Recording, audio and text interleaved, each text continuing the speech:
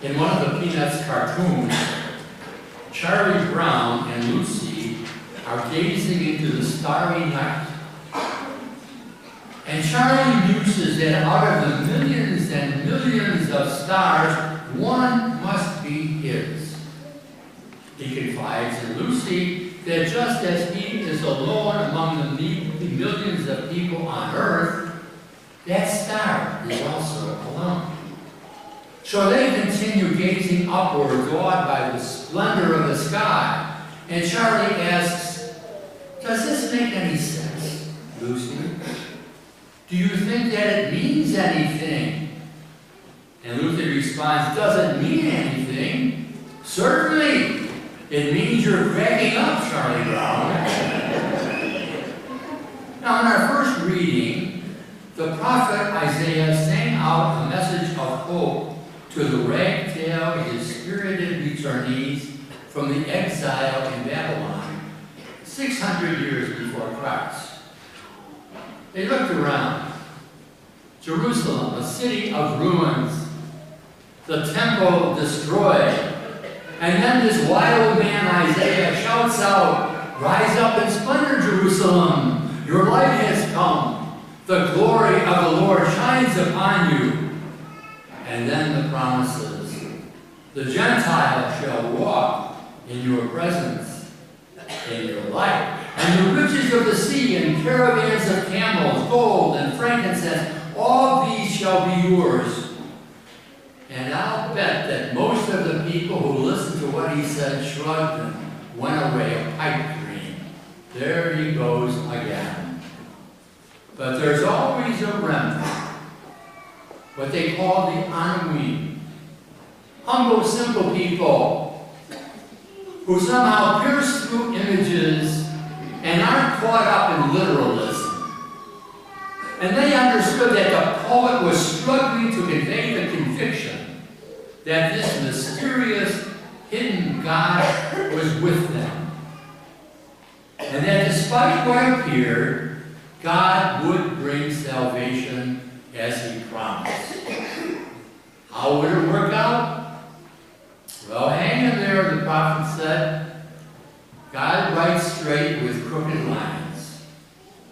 And then these believing, trusted remnant of the people, always a remnant of the people, ever faithful to the covenant, rolled up their sleeves and began to rebuild Jerusalem. Action always follows conviction. Action always follows conviction. If there is no conviction, there is no action, there's no conviction. Just airy thoughts. A poet in the Christian community of faith weaved the story of how God enlarged the promises given to Israel. For at first they thought that only Israel was the privileged people of God. And then Christianity came along and they thought, well, only we Christians are the privileged people of God. But in recent years, an understanding has that God envelops the whole human family in his love. No one is excluded. The power of the Holy Spirit working through people, working through religions, brings light and life to people. And always in the center is Jesus Christ, who is the sign of God's salvation.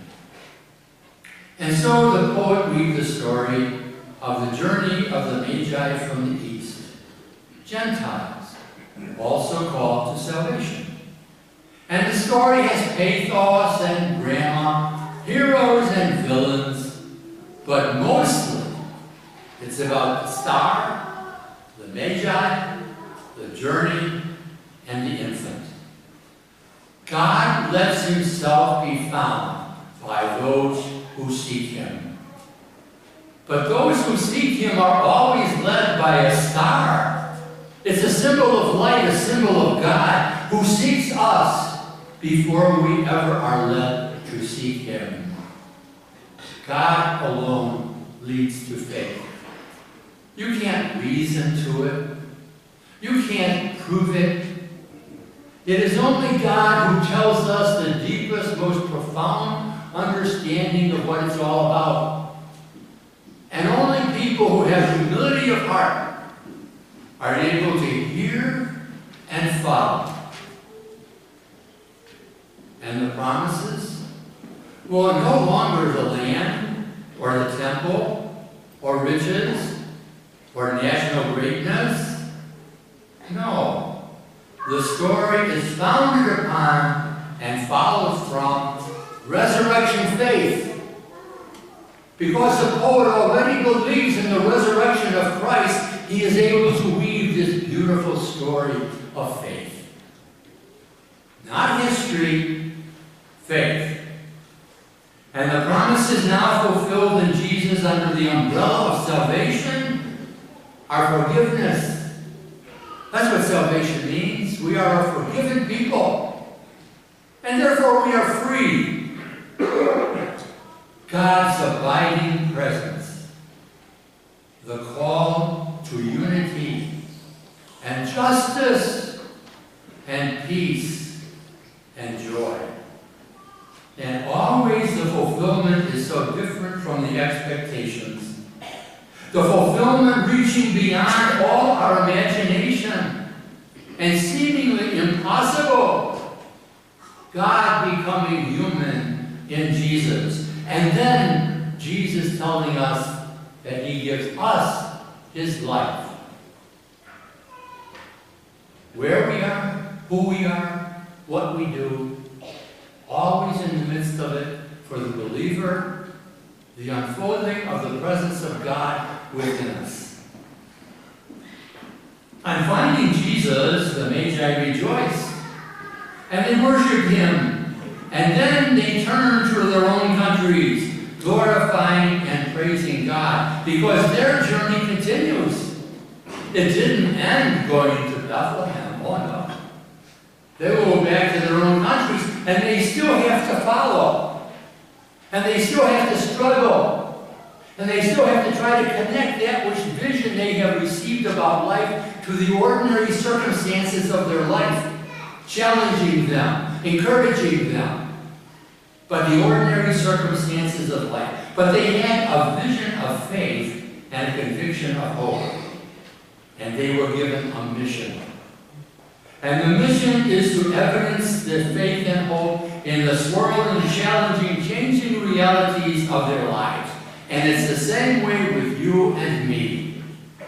If we truly have a vision of faith, and if we truly live in hope, and try to respond to life by loving as Jesus did, well, if we have that understanding of it all, we bring to a waiting and yet very skeptical world. The world doesn't want to believe it. And the only way in which the world will come to believe is through believing people, not through a book, not even through the tradition that has come through the centuries, only through living people who themselves are sign of faith and hope. And if so we live, well then we will bring the good news of Jesus, who is the Son of Mary and the Son of God.